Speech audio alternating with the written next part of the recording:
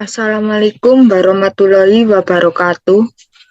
Perkenalkan, nama saya Monica Inaka Permatasari dengan NIM 2020 110029, Prodi Pendidikan Bahasa dan Sastra Indonesia, Fakultas Keguruan dan Ilmu Pendidikan Universitas Muhammadiyah Surabaya. Di sini saya akan mempresentasikan artikel saya yang berjudul Analisis Novel Laskar Pelangi karya Andrea Hirata dengan pendekatan unsur intrinsik dan ekstrinsik karya Veronica Hutahean.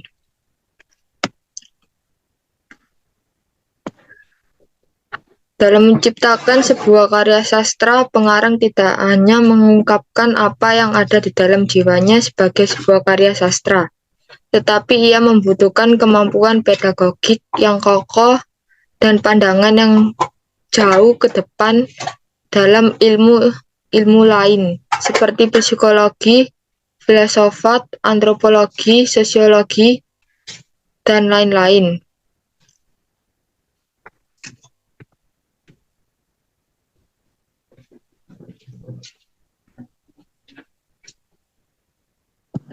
Metode penelitian. Dalam penelitian ini, peneliti menggunakan library research, penelitian yang memiliki fungsi ganda yang berkaitan dengan metode pengumpulan data perpustakaan, pembacaan, dan penyimpanan bahan penelitian, serta pengelolaan penelitian ke perpustakaan atau library research adalah penelitian yang subjeknya dicari sebagai informasi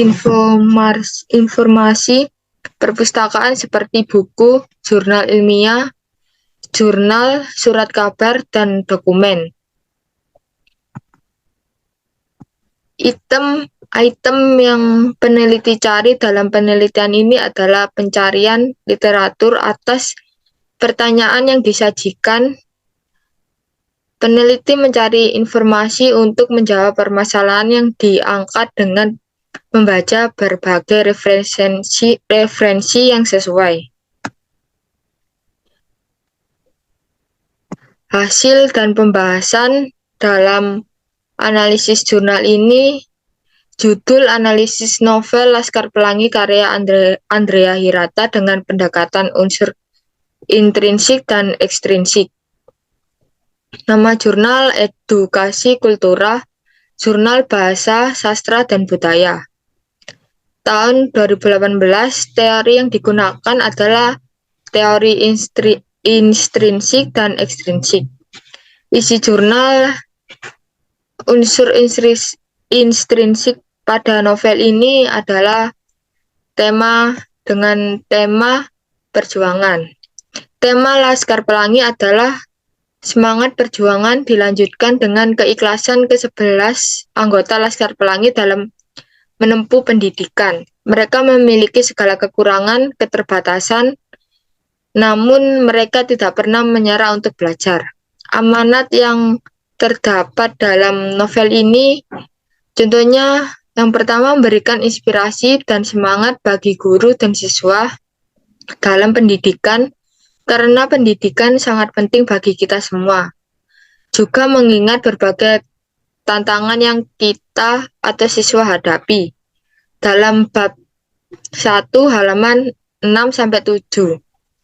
Yang kedua, ada kemiskinan dan kurangnya kesempatan pendidikan bukanlah hal yang menghalangi seseorang untuk goyah dalam mengajar ilmu dan memiliki pemahaman yang buruk tentang hal-hal sederhana.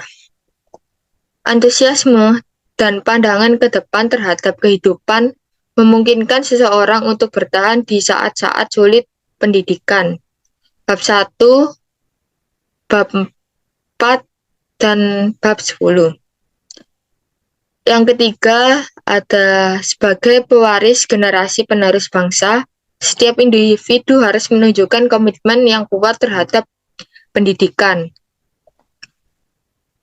Khususnya dalam proses pendidikan, guru harus mampu menyampaikan nilai-nilai dasar kehidupan seperti akhlak, kejujuran, landasan akhlak, dan agama. juga bertakwa dalam mengajar dan mengajar dengan hati yang tulus.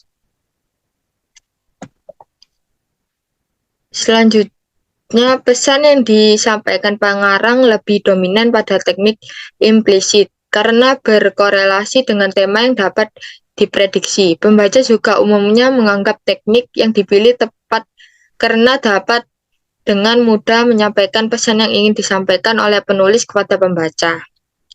Yang selanjutnya ada penokohan. Dalam novel ini ada beberapa tokoh, yaitu yang pertama ada Ikal, tokoh utama novel dalam Laskar Pelangi, dan teman-temannya seperti Lintang, Mahar, Trapani, Kucai, Borek, Harun, Syadan, Sahara, dan lain sebagainya.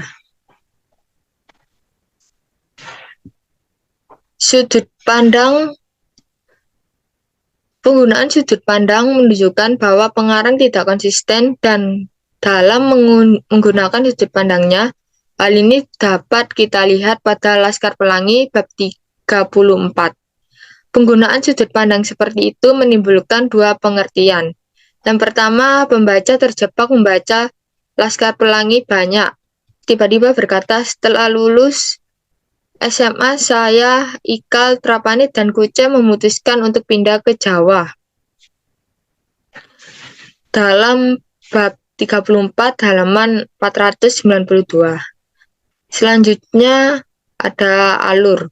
Alur Laskar Pelangi dapat digambarkan sangat tertata rapi dengan progresif, dalam artian peristiwa-peristiwanya tersusun secara kronologis sesuai dengan waktu terjadinya, namun tidak jarang muncul kilas balik untuk menjelaskan tema utamanya.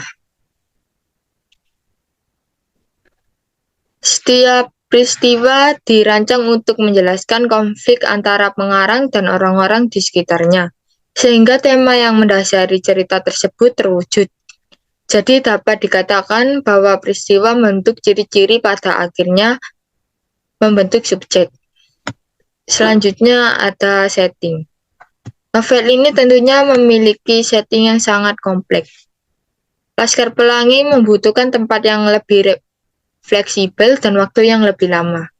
Pulau Belitung adalah salah satu tempat yang bisa dibalik peristiwa di desa terpencil. Penulis memilih latar berdasarkan pentingnya tema, plot, dan penokohan. Selanjutnya ada gaya bahasa. Gaya bahasa Laskar Pelangi ini mampu menciptakan berbagai macam suasana. Ciptakan suasana simpatik, objektivitas, harapan, dan cita-cita. Kosakata suku bangsa tertentu terkadang menimbulkan kekaguman pada setiap kata yang menggunakan metamorfora. Menjelaskan reaksi tokoh terhadap setiap peristiwa makna Laskar Pelangi. Namun di sisi lain, juga terkadang menemui jalan buntu dalam pemaknaan kosakata yang terlalu tinggi untuk membaca secara umum. Dan yang kedua ada unsur ekstrinsik. Biografi pengarang Andrea Hirata, Seman Said Harum lahir pada tanggal 24 Oktober 1982 di Pulau Belitung. Andrea Hirata sendiri merupakan anak keempat dari pasangan suami istri Ayah Seman Said Haruna dan N.A. Matstora. Lingkungan masyarakat pengarang. Yang pertama ada latar belakang tempat tinggal. Lingkungan tempat tinggal pengarang mempengaruhi psikologi penulisan novel. Selain itu, novel Laskar Pelangi merupakan adaptasi dari peristiwa nyata yang dialami langsung oleh penulisnya.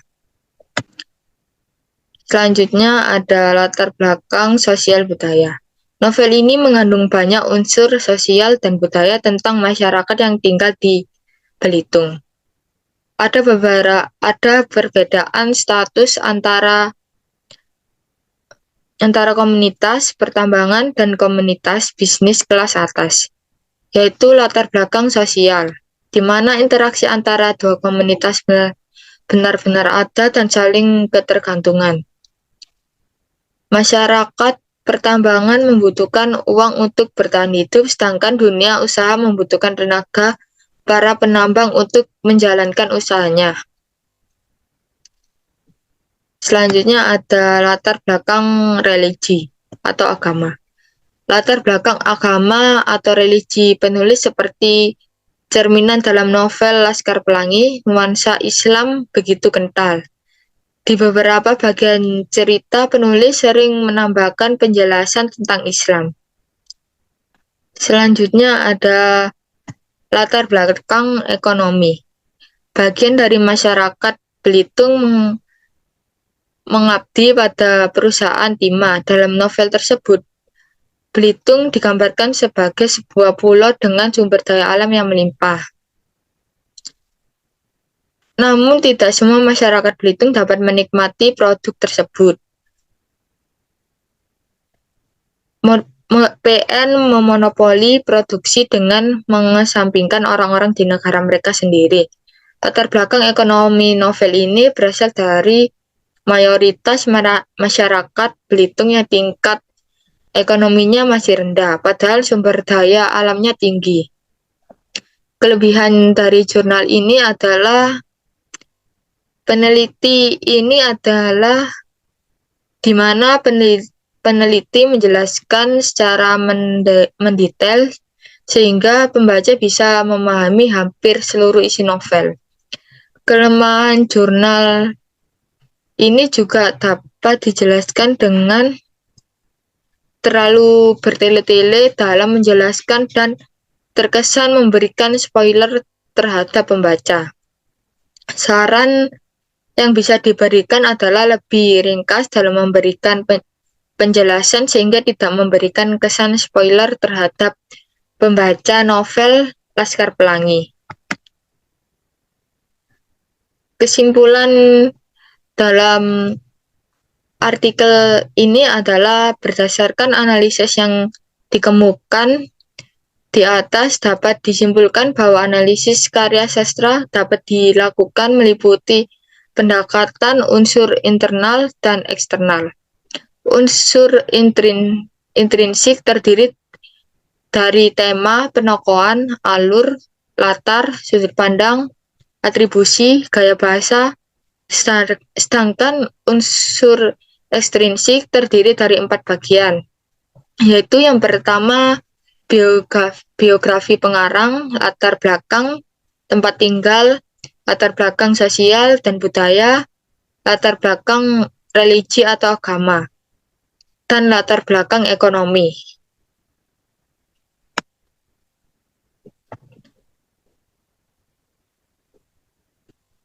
Sekian presentasi dari saya.